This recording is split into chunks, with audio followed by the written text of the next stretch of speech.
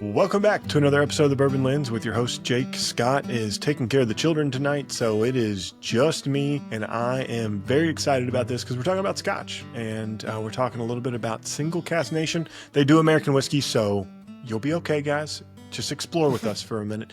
So sit back and buckle into the latest episode of the Bourbon Lens. Jason Johnstone Yellen, I have to say the whole name, right? Because if not, people wouldn't understand that you're not from America.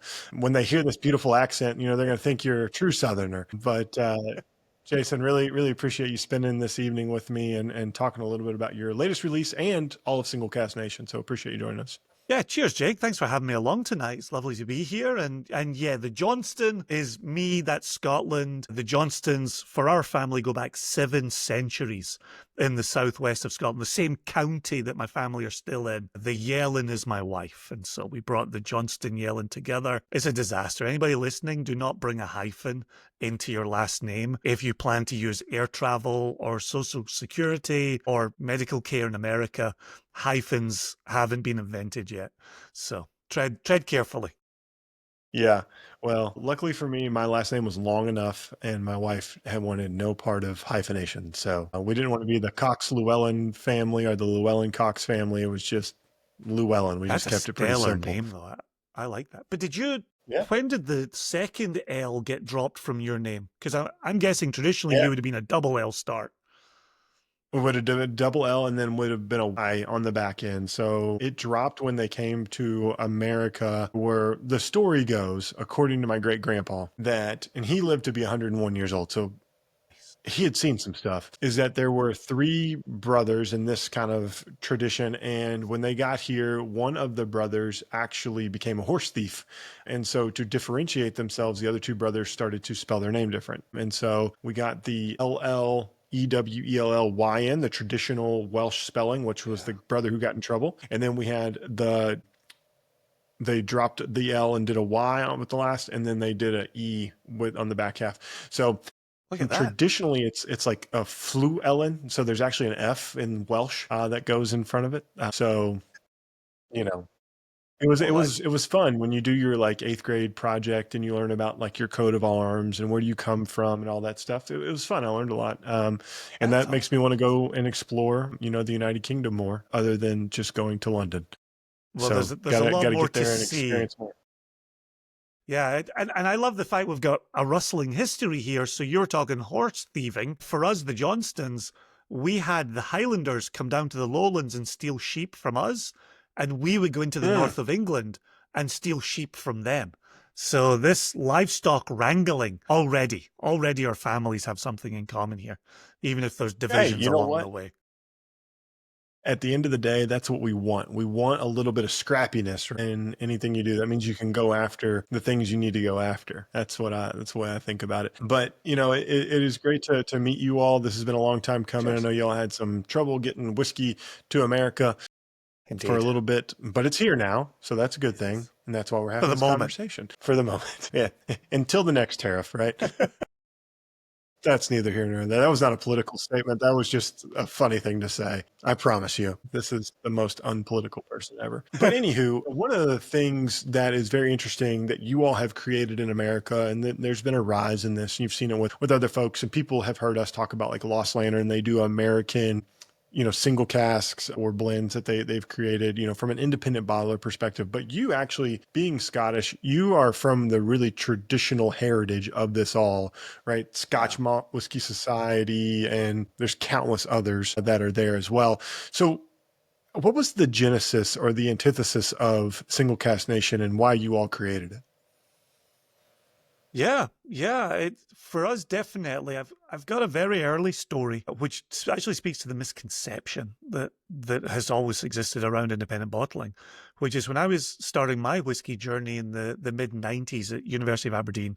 I was in the University Whiskey Society, and we definitely had it there where we cut our teeth on the named brands, right? The Highland Parks, Glenfiddich, Lafroig, Dalmore. And you went, oh, okay, this is the producer. This is who makes this, matures this, sells this. Okay, I get this. And then I remember getting a little bit deeper into my journey and being introduced to independent bottlers. And I always remember thinking, like, that seems like the fake Rolex or the knockoff BMW. Like, why would I take a named product from somebody who isn't making it? And so, honestly, for a good 5 years, I avoided independent bottlers, much to my great shame and my great error. Then, once I started to say, okay, tell me about these independent bottlers, the Gordon and MacPhails, the Mm, Cadenheads, the Duncan Taylors, right? Then it was, well, there's another perspective to be had here. And if mm, Lafroig have their line or Macallan have their line, if you go with an independent bottler, you're going to get something off the beaten path. You're going to hmm get a peek. We always talk about a peek behind the curtain. So if you know Lafroig and you love Lafroig and you come to a single cask nation Lafroig, or as it's often released, Williamson, right, which is often their non-brand name spirit. So if you see a Lafroig or a Williamson from single cask nation, we're going to show you our take on that distillery. yeah, We're going to go looking for iodine in some instances where we think the portfolio or the releases from Lafroig have kind of fallen off that profile. hmm We're going to go look for coastal sea breeze, maybe sugar cookies on a beach blanket, right, by the coast. So we're going to look to show you another side. Then, as a lover of Lafroig, only to name one distillery, you'll then find fans independent bottler hopping. So if yeah, we put out a Lafroig or a Williamson, maybe big thumbs up. Maybe that's an exciting place to be. But then, what whiskey might put out a Lafroig, or the Scotch Malt Whisky Society might put out a release from distillery number 29, right? If you love a distillery, you can find out more about it by following independent bottlers. And I'll tell you one mm, more thing. When we started this, Josh and I started this in 2011, and we wanted to yeah, be an American-based independent bottler in the Scottish tradition. And I mm, remember doing a very early tasting where I had an Arran, and maybe we'll get to an Arran in tonight's tasting as well. But I had an Arran, and because we only had 3 casks bottled, we would pour our single cask at cask strength next to a release from the distillery, just so people were mm, kind of getting a bit of that OB/IB kind of juxtaposition. yeah, And I remember doing a tasting in Seattle, and someone came up to me afterwards and said, I really liked your Aaron, but I didn't like their Aaron so much. And I said, all I hear is that you like Aaron, right? And now you're on a journey to see which Aarons you like more and less than other Aarons. You know, for sure. there's no Jason and Joshua Aaron here. That was made on the Isle of Arran by the good people in Lochranza, put into casks of their choosing, and we selected it. That's all we did there. So that was the beginning for me to say, if you know the OB, you can learn more from the IB. If you're introduced to it through the IB, you can also go and learn about the OB. And we've always taken that seriously. So if we can Mm, do distillery education, if somebody meets, a Westland through us, and then learns about the Seattle distillery making some of America's finest American single malt, that's why we're here. That's why we're doing yeah, what we're doing. There's a lot to following independent bottlers, and we've always taken that commitment very seriously. for sure. And I find it to be very interesting as well because independent bottlers, sometimes you can go and find the gems in the rough, right? You could say, oh man, Lafroig did a unpeated whiskey, and they might be willing to sell you that cask, right? And so you could try, that because they just did it as a one-off, and they were like, oh, Mm-hmm. we did a run, we're selling these barrels, and that's happened. It's not been Lafroig, but I know there's been some things like that have kind of been out there in market. One of my favorite whiskeys I've ever tried that have graced my lips is a Signatory Dalmore, 33 years old, tastes Mm, like peachos, which is like my top like note I've ever gotten in a whiskey. And like that's nothing wrong with the normal Dalmore lineup. The normal Dalmore lineup's phenomenal, right, but right. it's cool when someone else gets to see their expression and bring that forward for you. And Exactly. No, that's what it's about. And sharing these, right? It's all like you hear a lot of the terms with these independent bottlers, societies or clubs. It's about bringing people together with shared interest and shared emotional attachment to whiskey, which I think is great because it creates a community worldwide, which is amazing. Yeah, and that was my start, right? I just mentioned the University of Aberdeen a second ago, right? It was sitting in a room with 30 other, mostly undergraduates, who were, 18, 19, 20, 21, 22 years old, saying, what's this all about? What is this substance that had had a crash in the 80s and a crash in the 60s and was just starting to be rediscovered by a younger crowd? But it was a place to go. It was camaraderie. It was conversation. It was stories. Hence the nation, right? Hence single cask nation, where we really did want to bring groups of whiskey lovers together to be able to talk about whiskey, talk about single cask, talk about distilleries, right? Like we've got the Single Cask Hmm. Nation Facebook page, which might be one of the last places worth hanging out on Facebook. But you actually have to sign. There's 3 questions to come in. And the third question is, and it's not really a question, but it's, I agree to not be an asshole. And you have to check that box to enter our group. And so if you then come into the group and you're kind of an asshole, we get to tell you to leave because it's about whiskey. It's about distilleries. It's about the journey. It's about introducing new people to this. It's about listening to someone's so-called stupid question and treating it with respect and treating it carefully and giving them a meaningful, genuine answer. So I agree with you wholeheartedly. This entire industry is about community. And when we stop fostering those communities, we've lost something in the spirit. Yeah, no, I completely agree. And you all have created a niche, right, where you do more than just Scottish. You do American, not just American bourbon, but obviously American bourbon's kind of redundant. You do bourbon because it can only be made in America. You've got a friend in me, Jake. I only call it American bourbon. There you go. That's what you should do. For your Scottish people, it's American bourbon, right? You got to add the extra. I don't know. I'm bad at English. I'm bad at the English language. Is it an adjective? You're describing it, whatever it is. And then you also, you have American single malt, you have rye whiskey, your portfolio can go really wide with all the different types of spirits that are out there. And you all haven't pigeonholed yourself, Yeah. which I think is, really important. For you, when you all are kind of looking at the landscape and purveying, what's next for you all, right? This is a Scottish run, currently, Yeah. how do you all decide? Do we do it American? Do we do it international? What's that look like for you all? Really, it's often based on flavor profiles. Sometimes it depends on the story we're looking to tell with a particular outturn or a particular release. Obviously, for me, you can imagine where my biases lie. The good thing about having a partner in Joshua is we share those biases, and so Scotch is first and foremost. It is a love, but we've got exciting things. Last summer we did a celebration of America, and we put out American single malt along with American rye, along with did we do we did American bourbon? Yeah, we did American bourbon. We actually got our hands on. You were just saying this a second ago, Jake. We got our hands on a cask. We weren't allowed to use the name of the distillery in Indiana. Everybody knows. But it was smoky.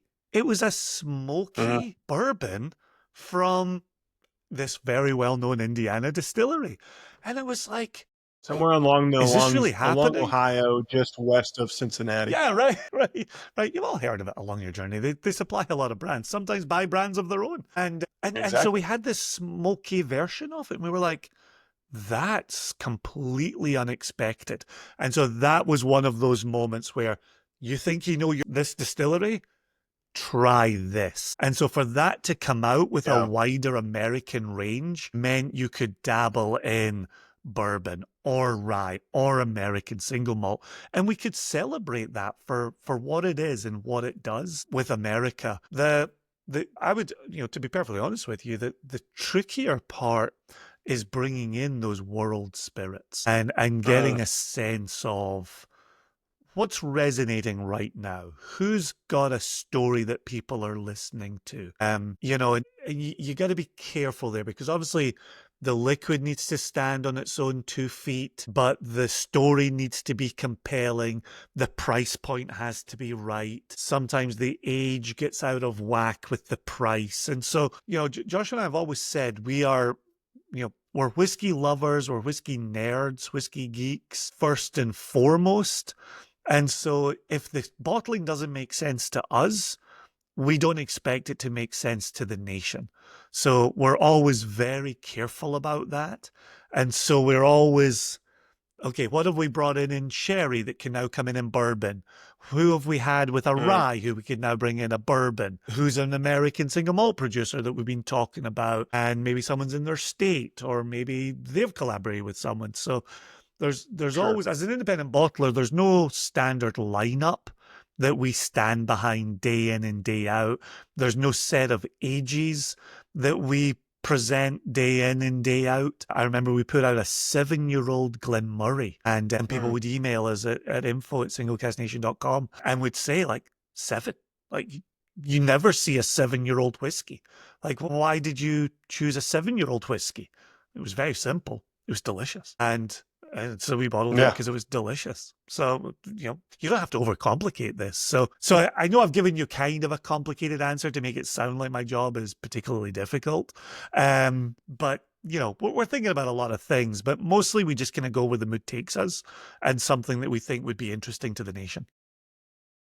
Well, I tell you what, it sounds fun. I don't know if you overcomplicated it. Yeah, cheers. I followed along. But you talk about that, and so we started. You kind of started me on this path tonight. We started with I think this is a Highland, or is this a Highland? The Rosary is that a Highland, or is that a Yes, it's um Speyside. where's that from? Yes, it's Speyside. Yeah. Speyside within So we start Highland. with the Rosary burn. And Yeah. can you name Glen Tauchers? Yeah, Glen How you Talkers. say that? Glen Talkers. Talkers. Okay. Yeah. I feel like there's a whole like episode where I could, you know, say a word and then correct me. So that was delightful. It's roughly 15 years, right, with the finishing part of it. But I poured the Tormore Mm, 10-year-old. yeah. That thing is phenomenal. Like that is everything that I want out of a scotch. It's a bourbon drinker scotch. That's the way I would approach that from a Right, right. conversation piece perspective. And I think, and that's partly why we kind of lean on the flavometer. We've had this flavometer since 2017. And what we wanted to do was Yeah. kind of give people these jumping off points. But that is Hmm. dialed up high in a lot of places. Rich, sweet, nutty, spicy, earthy, oaky. And I agree with you wholeheartedly. A bourbon drinker, I think, is going to feel pretty comfortable in that realm. The one thing that the Yeah. Tormore Distillery will do is drop a bit of pepper on you. So unless you've had Hmm. some bourbons that have had really pronounced, new char really lively, has brought some of the ginger or the cinnamon, but specifically masquerading as pepper. That's what brings Yeah. me to the Tormore Distillery. Oh yeah, the Yeah. age And what is I right liked on that. about it was, Strength. yeah, 10 years I think is a nice scotch. I know, people love and fangirl over the 15, 20, 30, 50-year-old scotch. And it's great. I've had my fair share of them over the past couple years.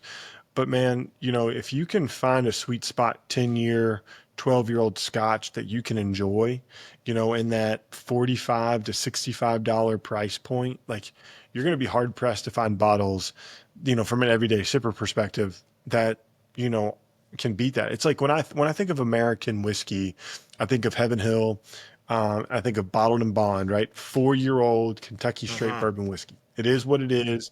It's every day. It's a sipper. If you can find a nice 10 to 12-year-old scotch that you really enjoy, that could be your workhorse. Like this could be a workhorse type of drink because it's got that complexity to me. It could keep you coming back. But also, if you just want to pour it over a cube, you could have a great night. Right, and we've said that as well. If you're doing a tasting, like you've got the correct glassware, you're not diluting it to begin with, you're nosing it carefully, you're sitting with it. That's a tasting. If you're drinking, drink however it fits your palate, drink however it makes you happy. And to price point, and Joshua and I are very price conscious.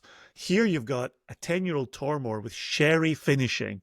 There's a single cask, like one of 171 bottles, right? At 63.2% alcohol. We sell this on our website for $100, right? Like that's for a single cask at cask strength Scotch. We are so proud of that price, so happy with that price. For And sure. if you're in a single cask strength world, you're going to be very hard pressed to find a better deal than that. Well, and my buddy's part of the Scotch Malt Whiskey Society here in America, and like everything he buys is 150 plus. Right? Right. That's no knock on them, but like, we live in a price conscious world, right? I feel like everyone is kind of always looking at the little small details. If I can save $10 here, I'm going to take that $10 savings. You're not cutting corners. You're just trying to find the right value for you. That's a value play at $100, 10 years old. It kind of follows my rule. If it's, special bottling and it's about $10 a year, you're in the safe. You can explain that to your wife, or to your significant other. Hey, babe, this is how I explain this. 10 years old, it's $10 per year. Everyone can enjoy this. I'll share it with multiple people. The bottle will be gone tomorrow. Like it's Right. here today, gone tomorrow. Right. Yeah, we sometimes talk about popping the cork on a Friday and recycling the bottle on a Monday. Like that's to that. Like I had a good weekend. I shared it with people, thoroughly enjoyed it, and I don't regret the money I spent on it. So that really guides us in a lot of the decisions that we make. 100%. And I think that's a great thing. So we've tried kind of more my traditional whiskey profile. Yeah. In this lineup, and we've teased this one a little bit. So let's go to the Isle of Arran 8-year-old peated. That's what I'm going to go with next. It just it felt right to pour that one. And so you were explaining this to me a little bit beforehand, how this distillery and this brand kind of comes to market. So can you explain a little bit about the Isle of Arran and how this has changed and kind of continues to move forward as a brand? Yeah, for sure. So actually, it's about to celebrate its 30th birthday. So June 29, 1995, they started making whiskey at the Isle of Arran Distillery. So I grew up in Ayrshire, southwest coast. I looked over the Firth of Clyde at the Isle of Arran. So the entire time I was growing up, Isle of Arran, sitting right there. To this day, it's still there. I'm reliably informed. And I might see it. It hasn't gone anywhere. So in 95, Isle of Arran was the only distillery on the Isle of Arran. And it was in the town of Lochranza. And town is doing a ton of heavy lifting. It is in the micro village of Lochranza in the northwest of the island. And then, I want to say, 2017, Isle of Arran Distillers started to build a distillery on the south end of Arran. And we often describe Arran as Scotland in miniature. So you've got the hills and the mountains to the north of the island. You've got flatter agricultural land in the south of the island. So you've got Lochranza in the north. You've got Lag in the south. They made the decision that the Lochranza distillery, the one that dates from 1995, would move away from peated spirit and would only produce unpeated spirit, while Lag in the south would only make peated spirit. And of course, to confuse matters, because we're an independent bottler, this is a 2015 distillate from Lochranza in the north of the island, and it is peated spirit. Yeah, the reason I wanted to include this one is you've got all 8 years of maturation are in first fill bourbon cask. So you've got an American producer who has emptied it. They've likely, and this has changed in recent times, they've likely shipped that cask whole to Scotland. And then it's been filled with Scottish new make, and it has been left alone for all 8 years. That has been hanging out in a warehouse at the Isle of Arran Distillery. uh, off the west coast of Scotland. One of the things to look for, I know we're talking peated, and I'm really interested in hearing your thoughts in 1 second. One of the things we always talk about with Arran, whether it's their peated spirit or their unpeated spirit, there's often a citrus component and there's often a baked apple component. And it's well worth looking for that as you're pegging this Highland peat on top of that. And again, as we were chatting before we hit record, Highland peat is going to give you more of a wood smoke, more of a kind of a nice warm heather kind of note to it, less so the sphagnum moss, the iodine, the band-aids that a lot of people associate with Lafroig and Isle of Peat. So I'm curious how that all Or comes together they for you, Jake. or they assume that all Scotch is like that, which it is not. Right, right. All Scotch is like a dirty gym sock. Like, it's not true, not true. No, actually, the majority of Scotch is less Jim Saki. Very much so. It's always, whoever is the loudest tends to be the smallest group, right? So like that's the loudest Scotch, but it's not the biggest group of Scotch. Very gentle, very So soft, very accommodating. what's really interesting about this in particular is when I think peated, I think the first time I put my nose in the glass, boom, right? There's no boom in this Right? whatsoever. It is that kind of that baked stewed apple, right? Like you have gone to Cracker Barrel and you get the cinnamon apple, Mm. kind of food. Like that's kind of what I'm getting Like there. a crisp or You a can get crumble, like that kind of thing? like Dessert? well, no, like baked apples at like a country restaurant I'm with you. where it's I'm with just you. stewed down with cinnamon, sugar, and butter. And so you get that on the nose. You get like if there's a fire kindling just a little bit away, right? Like in grandma's kitchen, you can smell a little bit of that kind of going on. Big vanilla note that kind of like gives you a little bit of a la mode, a little bit of flavor. And then that citrus, it's like someone took a zest and just zested over top of the apple, right? So the nose is quite complex, right? Like I took you to a couple different places, but it was all in grandma's house, right? And it was how she was making these stewed apples, and she had the fire going because she was going to cook something, open fire a little bit later. And that's what you get. Now on the palate, the majority of that stays there. I think the smoke intensifies. So it's like you got the wisp while you were in the kitchen. You're eating it next to the fire, right? So you're kind of as you take a bite, you're getting a little bit of that secondhand smoke from the actual wood fire that's burning in the house with your food, which is not a bad thing. It's just enough. It's not overpowering. It's subtle but savory, and it balances out the sweetness. Because I think without that, it's too sweet, probably. It's interesting. So we actually have it. Man, it just captivates me each time where I'm like, I see where this is going, and then I see where the peat grounds it. And I think that Yeah. to me is where the wood smoke has a certain earthiness and it grounds the experience. For sure. I love this a lot. I love this distillery a lot.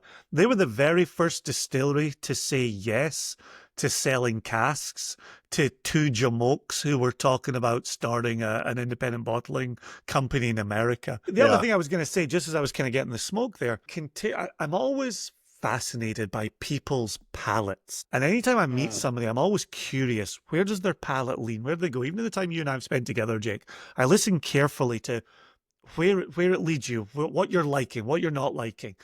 And one of the things about me is Americans love grilled meat and barbecued meat so much, so much. And then I suggest smoked whiskey. And they go, no, that's not a thing. No, no, no. No, whiskey should be bourbon and it should be vanilla and caramel and sweet with oak. I'm like, but that meat that you're eating, you would love the smoked barley the way you love the smoked meat. And I'm always trying to persuade people, like, smoke is there to be met. And I think the way you've described that smoke in Grandma's kitchen is spot on, absolutely spot on. And I wish people would think of it like that as opposed to the dirty gym sock, which it isn't, right? The myths take on a life of their own, and you have to 100%. battle to overcome those.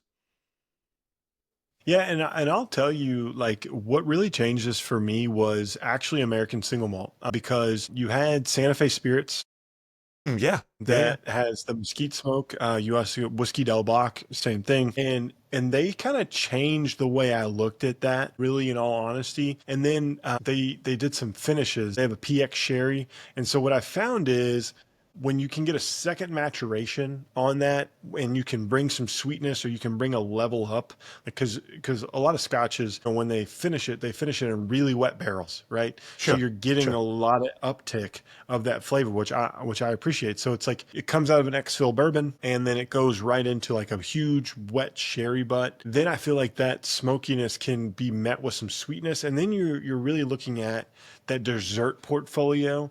And Mm, so you're not looking at it as like, oh, I'm going to drink this with my rack of ribs. You're going to say, this is how I'm going to balance my sweetness out with my bananas Foster or whatever yeah, delectable dessert yeah, you yeah, want at the end of the night.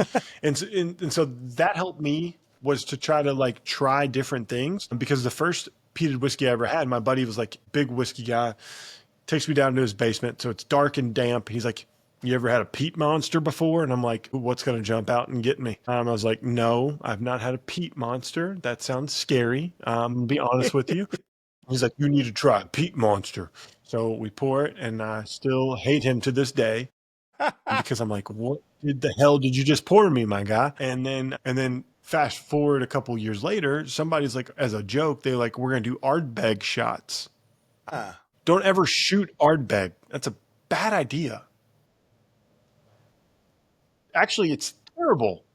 It's not even just bad, it's terrible. that's funny though. For me, Ardbeg often has a white chocolate cheesecake kind of quality to it. And sometimes in leading whiskey dinners, I've actually paired Ardbeg 10 with white chocolate cheesecake, and you've got But so Jason, it was much. after a Chicago handshake. Gosh, I don't know the Chicago You handshake. don't know what it was after a shot of Malort and a Old Style. So it was A the lore is hills the of devil's bad. semen. Like, oh, no offense to anybody in Chicago who loves it. Yeah. So you think about that. You add, it was a bad combo. That's it. Anything after Malort, like after Malort, just go home. Like your night's done. It's ruined, to be honest with you. I'm Facts. glad Chicagoans take pride in it. Like, should be proud of something, but Malort's not it. That's not what they need to be proud of. Be proud that your Cubs won a World Series in the last 100 years. That's what you should be proud of. I was going to say the Chicago White Sox are the Malort of baseball. Ooh, that's pretty true. They're really bad. They used to be really good, and now they're really trash. But what was not trash was that whiskey, and so this would be the last one that I would try. Here we go. My Kentucky is about to come out again. Here we go, guys. Ardnamurchan. All right, Jake, we have Ardnam. spent 30 some minutes together here. Yeah, see, now you're warming up, right? Right? Go fast, Mm-hmm. run roughshod over most of the letters, and say it with a Yeah. very tight jaw. Okay. Ardnamurchan. That's what I What got. would you say? You're, I said that's the closest you'd be. Ardnamurchan. Ardnamurchan. it's kind of like the Muppet. Arfam Arfam. That's what the Scottish language kind of reminds me of. Like it's like a lot of syllables, like flucka flucka flucka. You heard that before? Yeah, I'm Probably gonna not. get you. But there you go. Aye, we're coming for you, wee man. Aye. It's gonna be fast Okay, tonight. so now this one, so this is first fill bourbon barrel. This Again, is also yeah. nice on the nose. Not overly peated on the nose. I don't know what the parts per million is on this one, but it's nice. But It's a little bit of cinnamon custard. right, Right. This time you're actually on the Ardnamurchan Peninsula. So you're actually still on the Scottish mainland. You're about as far west as you can go on the Scottish mainland. If you ever go to visit this distillery, you will spend 17 miles going down a single track road, and you will meet all of the locals coming in the opposite direction as fast as they can possibly travel. But you'll also meet a bus, and you'll also meet a barley lorry, and maybe you'll meet a garbage truck. So who the hell knows what happens down there? But for me, Ardnamurchan has this rugged Scottish character to it. The new make is rugged. I think it's very barley forward. I think the grain is in there. However, it's just across a very small, thin bit of water to the Isle of Mull. And so if you know your Lechigs, if you know your Tobermories, they're not too far over the water from there. But what it means is you've got seawater coming down near the distillery. You've got salt in the air. So you get that additional, you've got barley, you've got the grain, you've got the coast, you've got the salt, you've got the brine. Now we're going to add Highland peat to this example. In Ardnamurchan, just like our friends on the Isle of Arran, 2 distilleries, Ardnamurchan run peated and unpeated. And the peat never runs on the unpeated system. So you don't have a crossing of the Schwarzes, so to speak. Just rewatched Spaceballs with my family the other day. It was fantastic. So good. Movies that can't be made in 2025 for 500, Alex.